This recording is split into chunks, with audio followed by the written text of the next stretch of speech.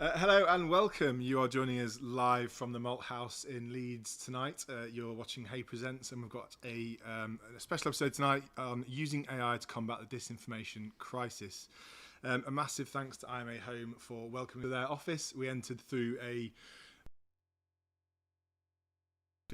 in terms of entering the space. But no, so thanks to the and technical challenges involved in that space.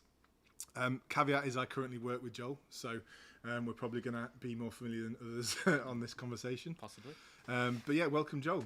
Thank you. Thanks for having me. Yeah, you're welcome. So me and you first met actually quite a while ago when we were both working at a startup together, who's run by our friend Simon, called Solomon. Yeah. Good old days. Good old days, probably 10 years ago, 8 years ago, something like that. It's got to be 8, 10. So quite a while ago, and since then we've kind of come and gone from our work together. So I'm getting distracted by things over there. It's a working office, that's the problem. But yeah, so more recently we've started working together at Logically, which has been absolutely fantastic. So that's how this conversation came about. Yeah, I'm glad you think it's fantastic. Well, you know, we got talking at work. There's lots of interesting topics, isn't there? So yeah, it's a really interesting place to be. It's a really interesting time to be doing the work that we're doing as well. So yeah, absolutely. So I guess the disclaimer is that we are talking about mis and disinformation. As a result of that, there are themes and topics that are controversial and offensive in nature. So we're not trying to be offensive, but there may be things that will touch on things that may trigger. So just a bit of a heads up in case you have any concerns around that, really. So yes, best intro ever. Yeah, so apologies if something offensive does come up. But yeah, so for those that don't know you, Joel, do you mind just talking a bit about your background and how you got into product design? Yeah, absolutely. So I started out a long time ago now. That's got to be 12 years probably. I started out in design, so design was where my passion was. I really liked to build and design experiences for people. So I worked in an environment much like this. Working on advertising campaigns, working on websites. That slowly kind of started to transition into UI design, so pure web design, UI design, and then that transitioned into UX when UX was kind of the popular term that was going around at the time. From that, I got a really keen interest in self-learning to code. So obviously being a UX designer, focused on UI, you get into coding pretty quickly. You start with CSS, move your way into JavaScript, and that really set me off in terms of what I wanted to do. So from that, I kind of moved into startups because I was really interested in the data space, right? So the world is full of data these days, and I really wanted to see what I could do using the skills both in design. So how do we make really big data problems really simple in interfaces and how people can interact with them. And it kind of just grew from there, really. So once you get into startup world, it's very exciting. I mean, it's terrible. You have absolutely no job security usually, but it's a really exciting place to be able to have that kind of impact. From that, I did a lot in behavioral research, so really deeply looking into topics about how people behave and interact with the digital space, essentially. And that leads it onto really Logically, which is a really good combination of that really innovative space where you can build a ton of stuff, but it's also focused on fighting a very real problem, and you can have a very real impact, and the scale of the problem is like the scale of what you're dealing with is really big as well. So there's loads of interesting challenges. We're going to talk about some of the technology a little bit later, as well as some of the ethics and morality involved in this whole space, which is probably a talk in itself, to be honest. But let's start with something really simple, which is not simple, but let's start with a simple question, which is, what is mis and disinformation, and what are the difference between them? So I'll caveat this with, it's still a very relevant philosophical question, and even the way that the media these days portrays mis and disinformation is slightly disconnected from kind of the actual meanings. And it's really important to dig down into that. So it's, as I say, it's worth caveating. I'm no expert, but we follow typically a framework that we call MDM, which is misinformation, disinformation, and malinformation. Yeah. Now, the core differences between them is misinformation is primarily false information, which is spread without any intent behind it. So it's not intentionally hurting anyone. It's not being intentionally spread as a false statement. It's just something that comes out. Yeah. I have some examples which I can give you, but I'll go over the rest of them. Disinformation, on the flip side of that, is false information which has intent behind it. Yeah. So there is an intent to cause harm. There is an intent to manipulate a certain group of people into believing something. Malinformation's a really dangerous one. So malinformation is essentially using information which foundationally is true, but it's removed from the context in which it was in. Yeah. So there's some really good examples of disinformation, and actually you can think about Star Wars, Empire Strikes Back. Yeah. Spoiler ahead, by the way. You hear the phrase, "Luke, I am your father." It's one of the most famous. So on all the memes, it's everywhere. That is the truth, right? Yeah, no, it's not. It's not true at all. That is not what got said. Yeah. The line is actually, "No, I am your father." But this touches on kind of like fundamentals of who humans are. We like to storytell. We like to have impact in what we say. And the way that we tell those stories has to have meaning and more impact. And that's how you kind of absorb. I guess the human brain's hardwired to like make up little white lies, just to help tell stories. And that's where it gets into a really confusing space, because that's human nature. You're not trying to stop people being human, but it's when that crosses into causing actual harm, whether that's in societies, whether that's in individual groups, or whether that's just in everyday life. So public health in COVID, we've seen a massive spike in how mis and disinformation and malinformation can really influence people's beliefs, and fundamentally undermine their kind of confidence in the democratic institutions that we have, stuff like that. So it's particularly interesting in that space because it kind of tears down people's belief systems sometimes as well, and it can cause huge rifts in families and in kind of people's health as well. So that's a really good example of that. Out of the three, these aren't to be confused with general hate speech, which is not associated with them at all.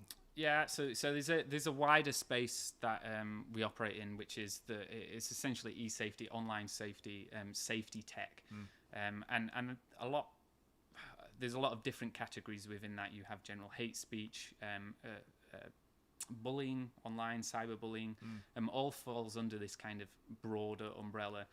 So if you look at kind of policies that you'll probably see in the news coming through at the moment, there's regulations into online safety, the online harms bill that's coming through. A lot of it gets bundled onto that, but it's a separate subject. So mis and disinformation is really a separate kind of kettle of fish, I guess you'd say. Interesting that. So just to segue slightly, there's an amazing company in Leeds called Crisp, who focus more on the moderation of harmless content that is more hate speech, as well as some of the mis and disinformation. I had to give them a shout out because we're in Leeds. It felt like it was necessary. What they're doing is slightly different to Logically. We'll talk about some of the Logically technologies shortly. But yeah, so these problems have existed for quite a long time. This isn't new in a lot of ways, but technology has definitely exacerbated the problem a bit. Yeah, so it's an interesting point. So disinformation, as I say, has been around forever. Yeah.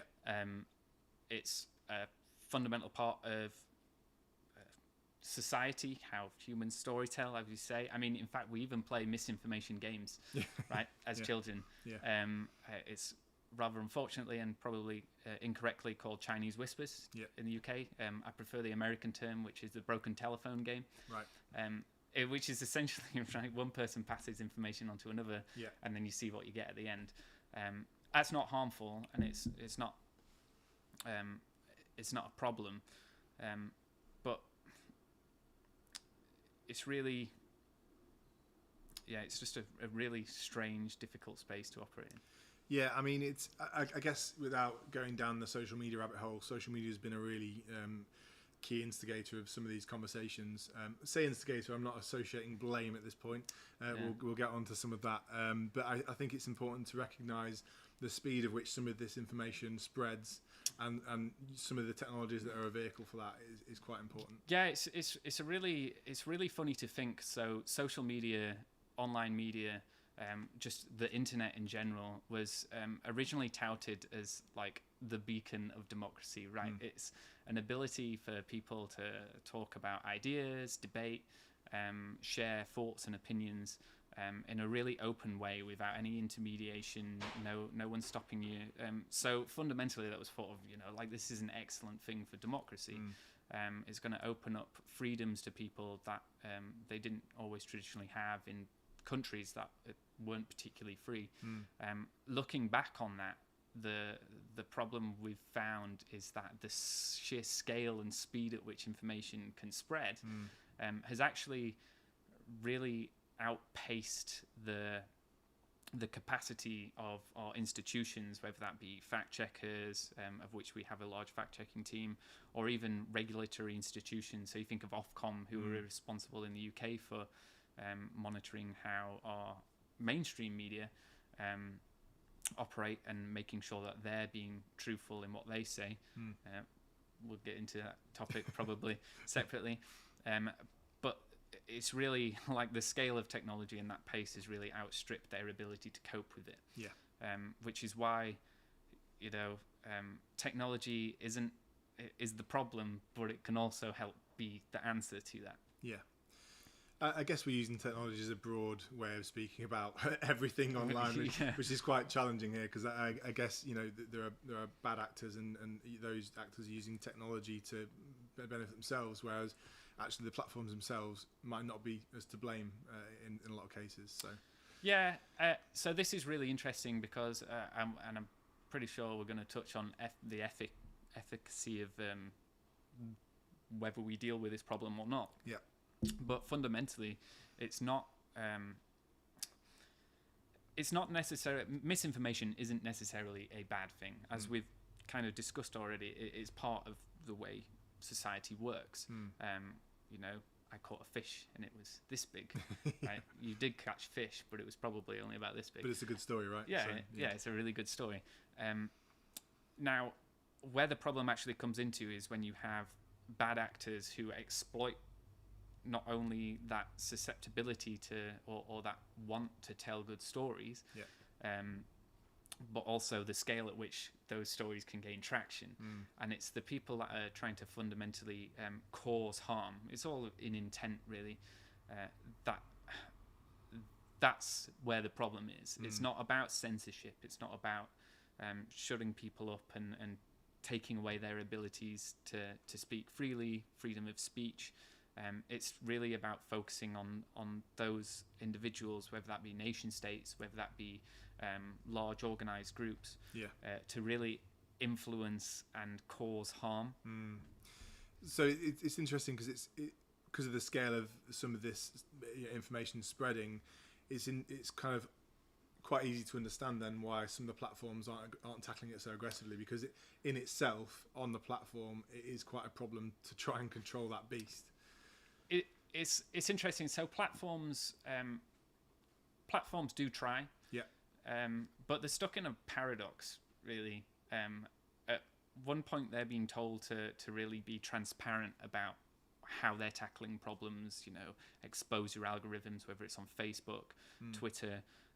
They're being asked to be super transparent, but at the same time, they're being asked to be really protective and shut down and stop the spread. Yeah. Right. So it's actually a paradox that they're stuck in, right? It's not a win-win scenario for them. It's a lose-lose scenario. If they go really, really locked down, everything becomes end-to-end encrypted, everything's super secure, and what you have then is you have the factions actually separate away from each other. And the arguments, whether it be left, whether it be right, whether it be truth, whether it be fiction, you push those groups away from each other, and you're actually stifling debate. Now, the other way around is if you allow everyone just to spurt anything they want, whether it's hate speech, whether it's false information, you're actually fostering and helping spread the problem. So it's a difficult. It's really difficult. I mean, platforms are in a difficult spot. There's a whole argument between whether they're publishers or whether they're not. So yeah, they're not in a great spot. They are trying, but there's obviously more they can do. But they are stuck in that weird. They're kind of victims of their own success in a lot of ways, because they're built a lot of the time for that discourse, not for that discourse, but for discourse. For discourse, exactly. They're to be this open place where you can discuss freely. Yeah. The problem you have is that Facebook, for instance, has 2 billion users, which outstrips every major media organization in the world pretty much in terms of reach, and there's absolutely no real moderation on top of that. No, and it's not like a debating society where you have some entry level kind of requirements of what the code of conduct is for debate. It's the code of conduct for a social platform is very loose, let's say. Well, going back to the Star Wars example, right? That's technically misinformation. Yeah. I guess the thing there is, like, what does that lead to the harm of individuals? Yeah, exactly. Right. But how do you at scale work out what has the ability to harm and what doesn't? Yeah. And that's when we take a sip of beer and Fantastic.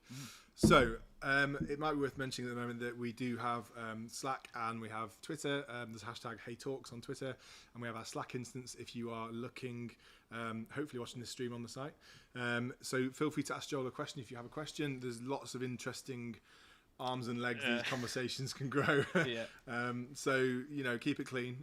But I think it's a really good time to have those sort of questions, because there's just so many different tangents that we can go on here. We're trying to keep it focused around technology and ethics and morality, but I'm sure there's lots of different facets to it that we could go through as well. Yeah, absolutely. It's such a broad topic, and it's such a misunderstood topic as well, right? I mean, you only have to look as far as most people would just associate misinformation as the entire category when it's not. Which often gets misquoted in the press, right? It's fake news, you might say. Fake news has probably been one of the most harmful terms. It's a good seller. Yeah. It's a good buzzword.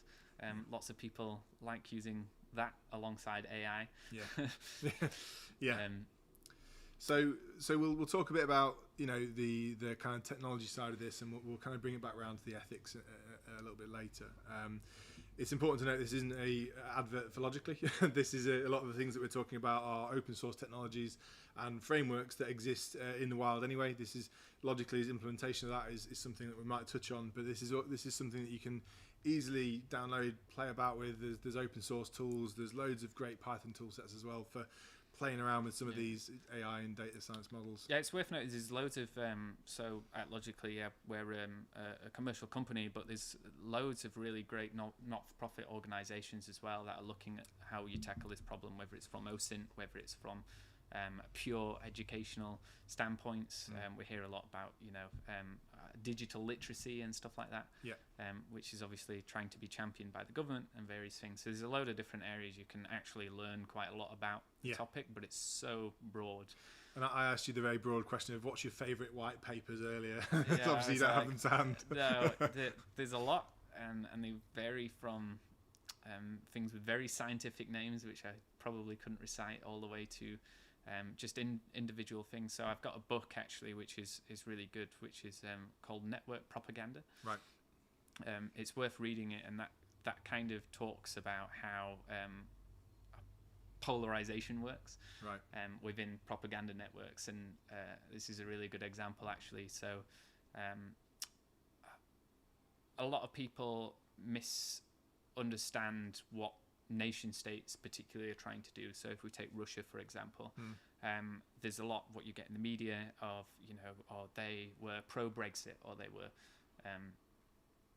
pro this, pro that. They're pro Trump, they're pro trying to get certain people elected. There's an agenda there. There's an agenda there, and that they're supporting.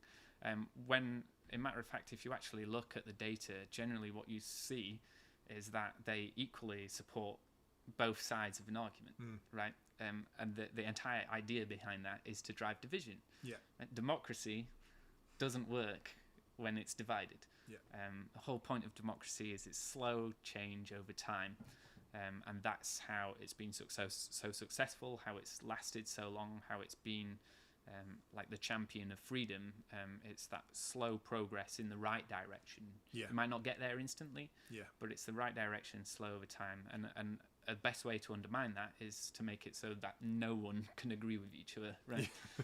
I mean, by definition, that is absolutely correct. If we're ignoring the last 6 to 12 months in UK politics, which we won't go down that route. Yeah, right let's now, not go down that route. I guess we will publish any kind of links and references that you got to some of these white papers books in the show notes later, so you can kind of dig deeper, because there's loads of really chunky technical papers, but there's also kind of common books in place that people can consume and have a look at and stuff. So yeah, and I know, just to touch on logically a little bit, this is, I think, one of the really nice approaches that we take is fundamentally we are a technology company. Yeah. But we believe in, you know, really in-depth research into the space. We have experts that help guide it. This isn't I know we're talking about technology, but this isn't a technology only solution, right? It has to be taken in context, and the only way you do that is from engagement with communities. Yeah, there's an amazing head of data science called Anil. Logically, he does loads of amazing research and innovation work. But alongside of that, as you said, there's also things around policy and everything that ties into that. It's not as simple as just getting technology to solve a problem, because there's many more kind of arms to it than that, isn't there? Really? Yeah. It's I guess one of the comparisons, I'm full of terrible analogies, so I do apologize. Essentially, the problem space is you are playing the world's biggest game of whack-a-mole, right? Where there is millions and millions of holes that mole could come up through, and you've got the world's smallest little hammer, and you've got to try and run around after it. That's where the power of technology helps, because it helps you multiply. It helps you find those signals, those early signals, those indications, those patterns, to be able to act at a much bigger scale. And that's the whole point of what we're trying to do, is actually not replace experts. That's absolutely not what we want to do. But what we want to do is give them the power to be everywhere at once, rather than being stuck in a very small section. Yeah, because there's kind of two different, well, not two different ways, but we have humans, open source intelligence experts that can help with specific industry knowledge in certain areas and certain pockets of topics, that they can start to use that expertise to do deeper reports and try and look into a subject in more detail, versus technology that might be used to maybe combat some of the wider and scale challenges. Yeah. So there's a good comment from Barnaby on Twitter. Most people don't think they're the baddies, and the line between good and evil cuts through the heart of every man. Yeah, sounds like a book quote. It does. That is quite a good quote. So keep them coming. So touching on the technology. So how do you begin to solve some of these problems with technology? So we're talking about the scale of some of and the speed at which this spreads. How do you begin to use technology to harness some of that?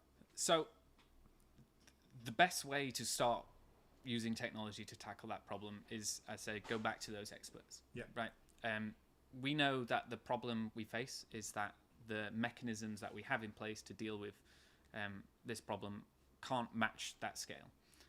That doesn't mean they're doing a bad job, right? They're doing a really good job. They just don't have the ability to be everywhere at once. So technology plays a really crucial role in artificial intelligence in that way, is because what we really need to be able to do is model exactly what signals those experts are looking for. It's only by doing that learning that we can truly understand and truly be able to help detect and amplify those analysts. So that's kind of one role technology plays. And that has a word, doesn't it? That human in the loop kind of... Yeah, human in the loop, expert in the loop technology. And that's a really good place to start. So you learn as much as we can about how they're tackling that problem. They do a really good job of it. What we then need to learn to do is to look at scaling that, essentially. How do we multiply analysts? How do we turn one analyst into 10 analysts? Yeah. And that, again, is technology is the only way we can do that at scale. There's no way to scale people, right, unless we have everyone be that analyst, which is kind of what digital literacy is about. Yeah. So they're kind of the two key areas in that we need to be able to learn how we do this and then be able to do it at a much bigger scale. But technology also plays a vital role in making those workflows themselves more efficient, looking at the tools that we actually use. So how do we access online discourse? What is online discourse? How do we model it?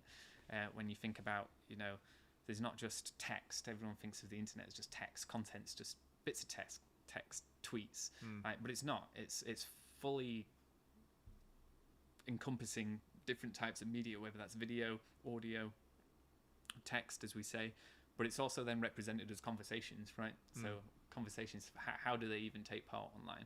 So it's really about understanding how those networks are built, how information actually spreads, how it spreads cross platform, and then also when we go into kind of Anil would be great at talking about this, he always is, but on the NLP side of things, right, is like, how do we understand intent? How do we understand those bigger questions around sentiment, like what makes something positive, what makes something negative, what frames the context it's in. It's all so that kind of natural language, NLP, natural language processing side of things, it kind of digs into the next question, which is, why is it such a hard space to tackle these issues? Because obviously cloning human expertise and trying to automate some of these things that allows it to scale is great, but why is it intrinsically so hard to solve those problems? It's hard, because of the sheer volume of what we're talking about. As we said, Facebook itself, it's got a reach of 2 billion people. Yeah. There's millions of social media platforms. Well, not millions. There's a fair number of them now. There's a new one every day. There's a new billionaire in control of one every single day. Yep. So scale is 100% a problem, but there's also and we touch on the ethics again. It's you've got to be really delicate, because we live in a society which really values people's freedoms and individual freedoms to think and believe what they want, debate what they want, and that's really important to protect. So you've got to really balance, like, oh my God, there's so much of it out there, we really have to do something about it, but also you can't just do a blanket approach to something that we could traditionally do in another problem space, right? If we're talking about advertising, it's a much narrower scope.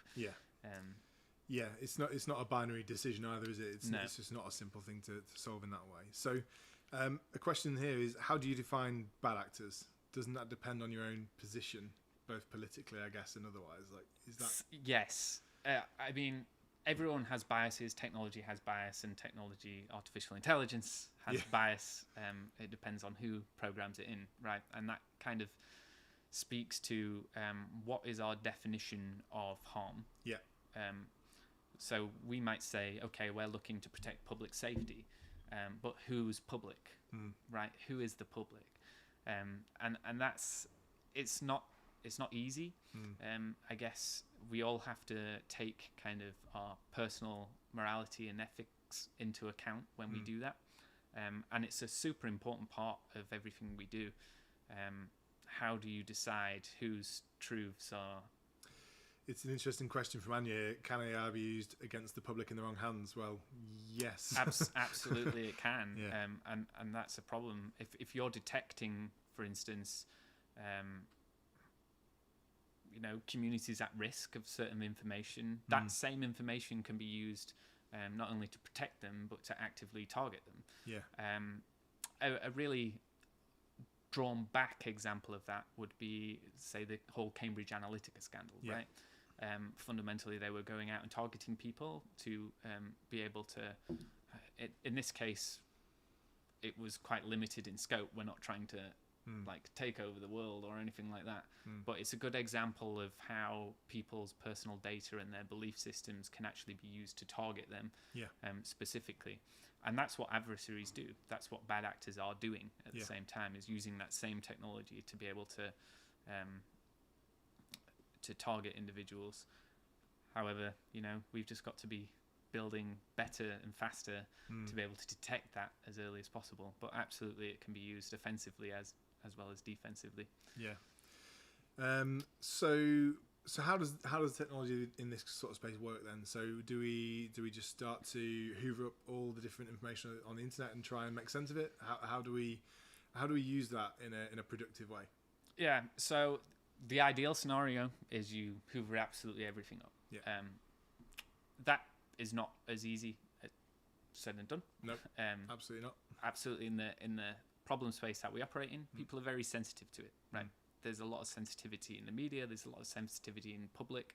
There's a lot of considerations about people's rights to privacy.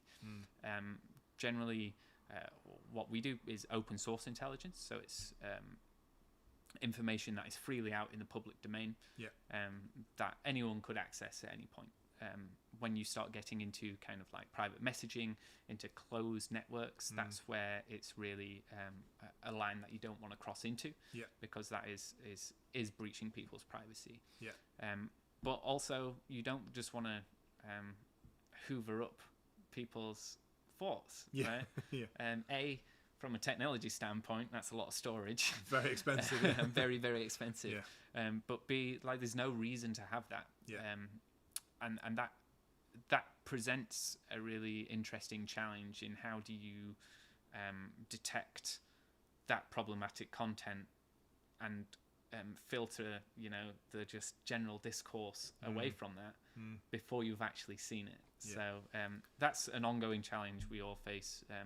And the way we kind of focus on that at the moment is we focus on really specific problems where we know there's problematic content. So you're not just casting a wide net, pulling everything in from Twitter and everything in from social media. You're looking at a really specific area. I guess the challenge there, though, is how do you know what's useful until it's useful?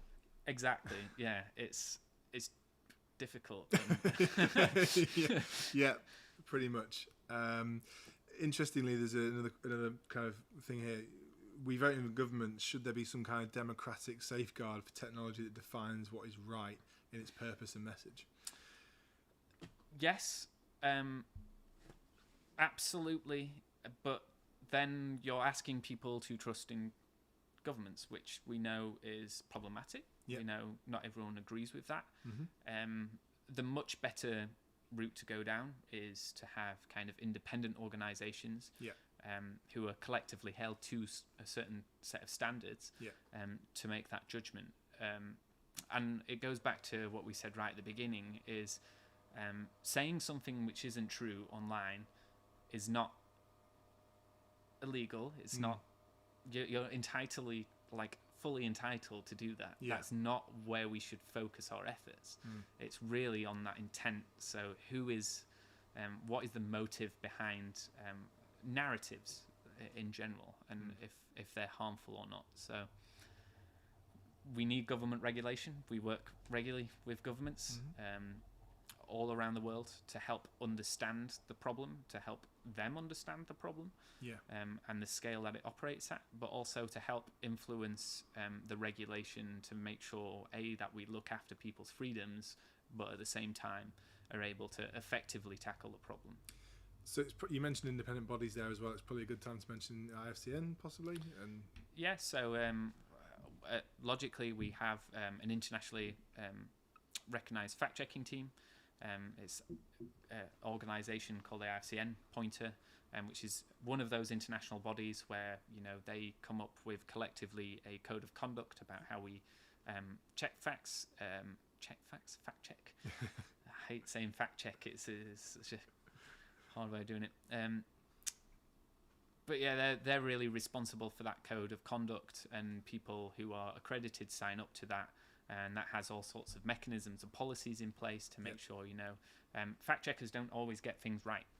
And the crucial part is how you're open and transparent about when you make those mistakes and how you rectify them. So international organisations like the IFCN and Pointer are really good examples of that. Similarly, in the UK, we have Ofcom, who is typically responsible for how our media organisations work internally.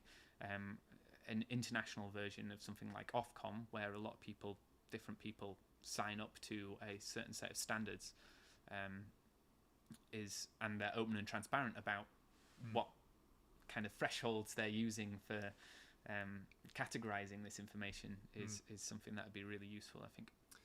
So we mentioned, it starts by collecting as much information as relevant for certain topics. What happens then? How do we use that information? So it's essentially a big labeling problem. What you're looking for is different indications. You need to be able to filter out what's the stuff we're actually interested in. We can do that through various different models, whether it's machine learning, whether it's good old-fashioned human labeling by experts, to really understand, okay, what are the core pieces of metadata that make up a piece of information, what are the core signals that it includes. Is someone being toxic? Is someone spreading known false information? And what's the potential outcome of that information? So you're looking at how I don't want to say influences, because there's actually a study that, we always think of misinformation as coming from these big accounts like your Donald Trump. You said you wouldn't mention him as well. I did say I wouldn't mention him. I mentioned him. But actually, there's a study to say that the most influence and the most spread actually comes from these really tiny accounts with no followers. And that's, it's just not an easy thing to do. You're basically trying to find as many signals as you can, and then look at. So we use narrative modeling's a big one. So it's finding people who say semantically similar things, an entity. So it might be someone talking about Ukraine, and then within that you're looking for signals. Well, okay, are these people being positive or negative towards that entity or topic? And then how much influence is that getting over time? So these are all individual machine learning challenges. And as I say, expert challenges in terms of labeling. So an expert is much better at being able to identify just straight out the bat whether something is harmful, because they have a lot more context. They know who these actors are. They know how they interact. They know how these groups work. Interesting message on Twitter here. Giving power to experts has the same problems. They're only experts in one thing. Yes. I mean, that's another thing. Who fact checks the fact checkers, right? Yeah, exactly. And this is why those codes of conduct and being super transparent about it is really important. But again, it's not our job to censor. It's not the platform's job to censor people. That's not the right way to go. It's fundamentally a labeling problem. Is you give people access to the context to be able to formulate their own opinions properly. I mean, how much stuff do you see on Facebook or Twitter where it's just like, there was a big thing where it was quite funny. I think it was during the Brexit, the European Union referendum. It was actually when I fell out with social media myself.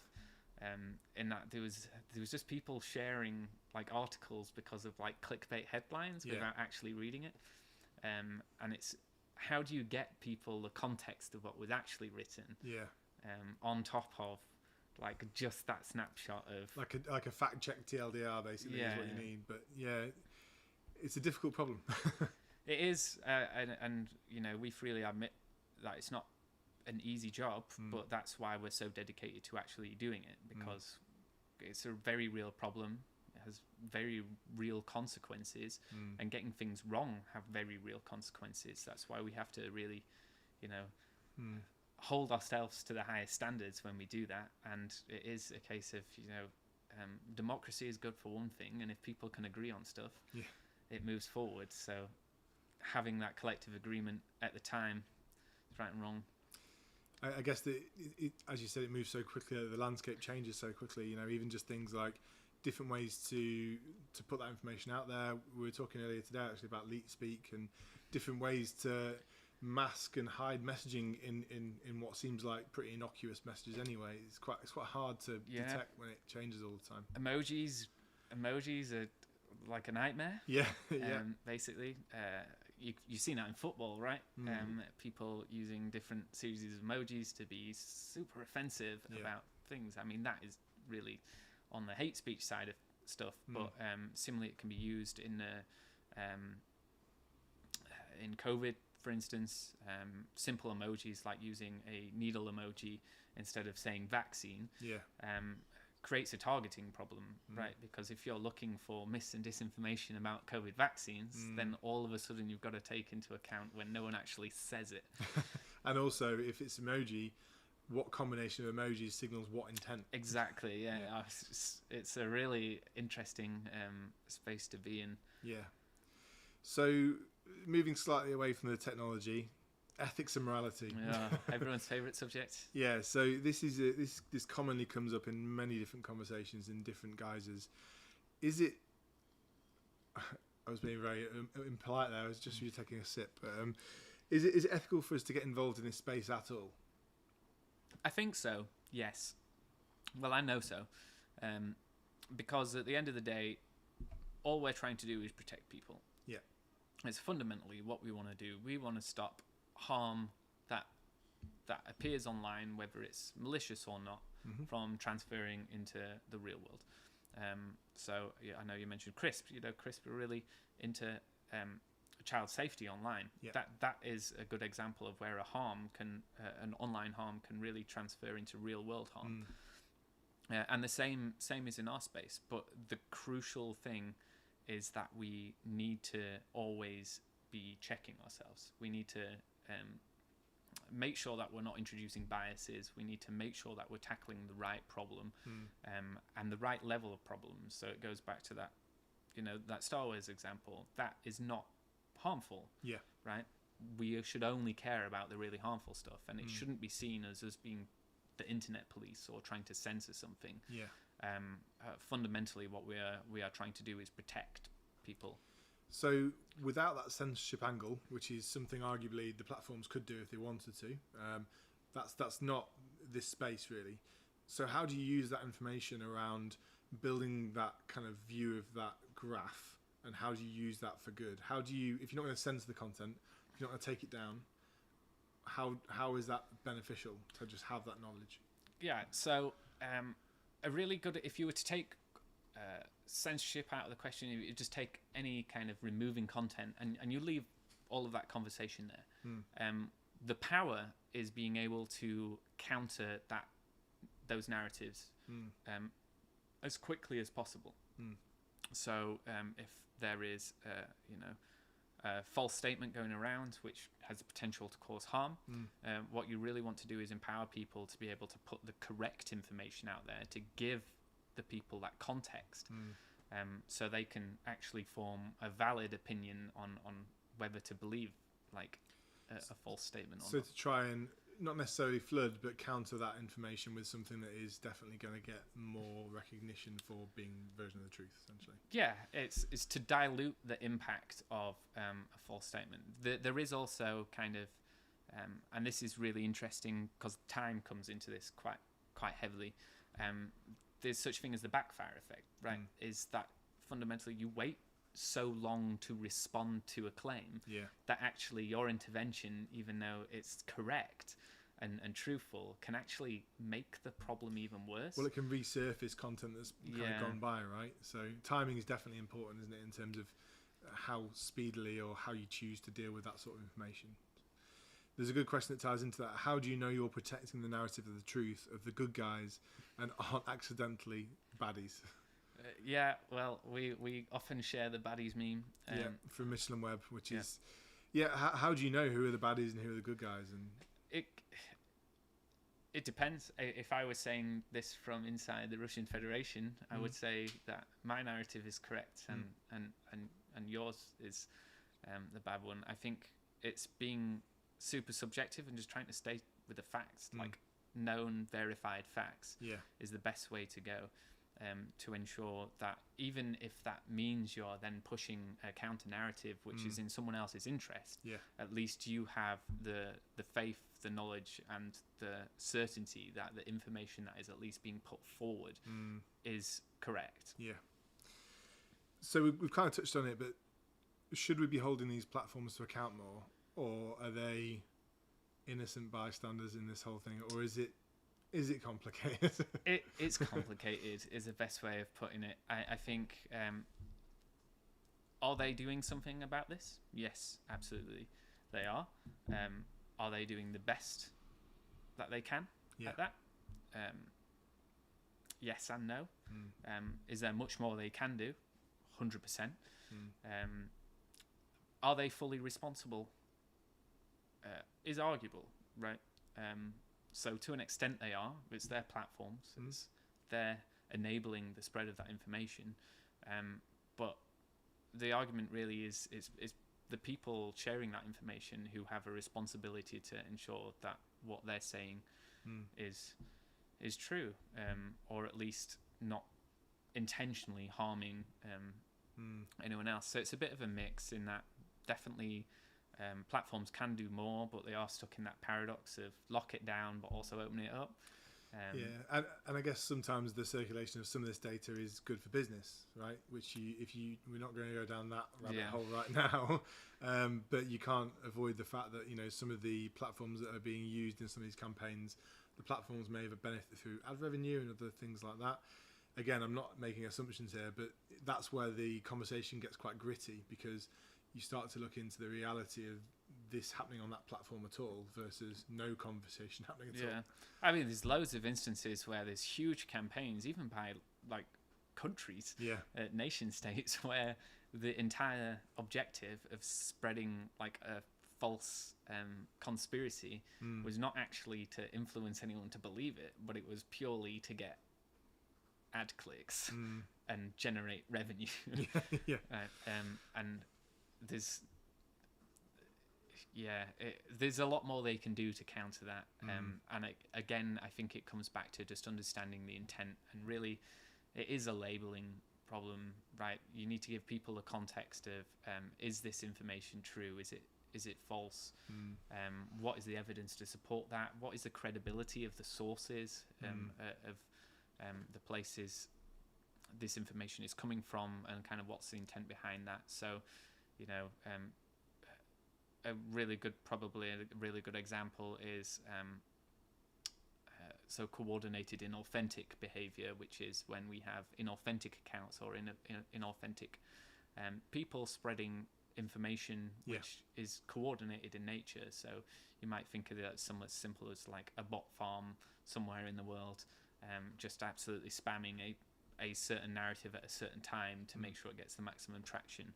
And that's the kind of stuff that platforms absolutely should be cracking down on, because there's no excuse to allow inauthentic behavior in general to exist on platforms. You've seen the argument, whether rightly or wrongly, around Twitter and the whole Elon Musk thing that's going on, and why he wanted to pull out because a high percentage of bots existed on Twitter. It is actually stuff like that platforms should definitely be cracking down on, I think. Yeah, and I guess that's protecting the user base in multiple ways. It's protecting the kind of legitimacy of the users in general, knowing that you're speaking, verified accounts was a loose effort to sort that out, right? But it didn't quite get that right. But I guess it's in the interest to ensure that at least users are legitimate users that can contribute to it in at least some positive way, instead of just perpetuating information that is regurgitated. Yeah, it's transparency and accountability, right? Being able to talk anonymously online is, or inauthentically online, is where the problem really is. But you see that in the real world. Like, take away the internet and talk about it when you can say something anonymously. There's a great Darren Brown show, I think, about when people can take decisions anonymously that actually vote for something that they didn't, they never usually would in an open, social and transparent situation. It's interesting that, because I was about to say no one's ever really seen anything positive come from that anonymity, but maybe that's not strictly true. I think observing the different human behaviours there is probably quite important to solving the problem as well. Yeah, absolutely. Human behaviour and understanding how we're a social species, right? It's part part of life to be social, to speak, to spread mis and disinformation. Not disinformation, hopefully not. Misinformation for sure. So a slightly philosophical one to end on here, which is a question that's come in, which is, what does a world where the battle against mis and disinformation look like for you if the battle is won? If the battle is won, I think we would see the internet become a much healthier place. Social media become a lot healthier place where you can actively have debates, and it's not about who shouts the loudest, right? That's where we want to be, and the ultimate version of success for us is really if we can stop harm online transferring into real world harm, whether that comes out in elections, whether that comes out in big crises, so COVID, being able to stop that harm and you know, those problems from even existing is what success looks like for us. But for me personally is, you know, I want to go back on social media. I like to be able to talk. I like to be able to socialize with people. And right now, I think there's a lot of tension, specifically in democratic countries where we're feeling quite divided. And it's quite nice to see a community come back together in the same way we would in, you know, the local community where you live or something like that. Yeah, I mean, it's interesting because you mentioned Ukraine earlier on, and while there's been some horrendous disinformation spread throughout the war in Ukraine, there's also been an absolutely it's been an amazing vehicle for people to reconnect and to kind of align on what's going on, and I think that's an amazing thing as well. And you can't really always have one without the other, which is the challenge, isn't it? It's difficult. Ukraine's been a particularly interesting example. Actually, because Russia has typically, as a nation state, championed like the whole information warfare environment. That's been one of their strongest suits, and actually Ukraine just threw it straight back at them and applied that same those same tactics, but in a much more positive light and in a much more bringing people together way to make the Ukrainian nation come together. And it does show the power of positivity over that kind of division. There's a really valid quote here as well, which is anonymity can be important for those that are able to speak freely for fear of consequence as well. So I take back my statement on anonymity. It's, you know, it can be beneficial, especially in those more turbulent environments where it's not possible. Absolutely, and that's the key thing. It goes back to the ethics again. It's about intent. It's just purely about intent. It's not about censorship. It's not about not giving people the avenues to express themselves, whether they do that anonymously or not. It's all about intent. If you are being anonymous with the intention to cause harm, that is a problem, and that is something we should all see and call out as a problem. Because it undermines like our very nature, our communities, our health. I could sit and talk to you for hours. And the hour has gone incredibly fast actually, so we're probably gonna have to leave it there, but we'll definitely share any references and links to things that we talked about in the show notes at the end of this. But obviously we'll just have to go through all the try and find all the research papers and links that you've got. But thanks so much for your time. I really do appreciate it. And hopefully it's been a good informative episode for everyone. And thanks for joining us from wherever you're watching from as well. So really enjoyed the chat with Joel. Hope you've enjoyed it too. Special thanks to IMA for giving us this fantastic office. We're definitely stepping up the live streams from the COVID era where we were doing it from bedrooms. It's nice to be back in physical spaces again. The next event we'll be holding actually will be live in Leeds. It'll be in real life. It's going to be a social on the 24th of November at Hedgerow House on the top floor called Redondo Beach. I don't know why it's called that. It's very confusing when you tell people where it is. But anyway, it's top floor of Hedgerow House. I'm sure I can probably encourage you for a pint there. Of course. Might be possible. And rather fittingly, it is sponsored by Logically, which is also fantastic.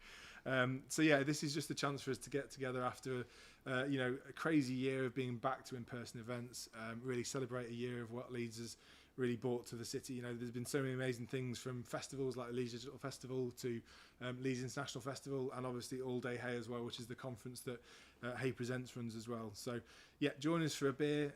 Let's catch up. Let's talk about topics like this and dig a bit deeper, I guess.